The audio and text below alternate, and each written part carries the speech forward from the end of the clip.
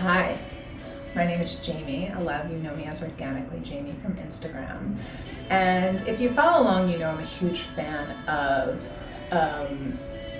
meditation, of Kundalini meditation, and of rituals. And those rituals are often timed around moon cycles, new moon, full moons, eclipses.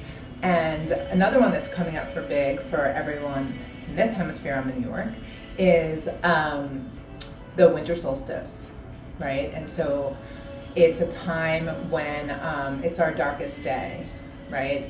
It's the longest amount of darkness we have, shortest amount of light we have, right? And these are really beautiful times for us to go more inward. A lot of different cultures talk about the significance of a winter solstice. And it's this idea of celebration, right? And being good to ourselves, right? Celebration doesn't have to be this thing where you like overindulge and do these things, but it's this idea of a celebration of life. And then it's also a time for you to go and get quiet, you know, and to really figure out what it is you want, who you really are. And often it's a time for us to really look back and see, like, what are some of the things that we've been doing that we're really ready to let go of? You know, what are we ready to leave into this past year so that we can start this new one fresh? Yogi Bhajan talks a lot about the idea of the 10 days between the winter solstice and the end of the year being this really important time for you to get quiet and to go in and to listen. You know, he talks about this idea that, like, you know, the listening is the most important thing you can do. Listening to others and listening to yourself, getting quiet, you know. And as you know, I love meditation. I love Kundalini meditation, right? And so if we go back to thinking about all these things we want to change, right? All these habits we might want to leave in 2019, if it was so easy to do it on a cognitive level, we would.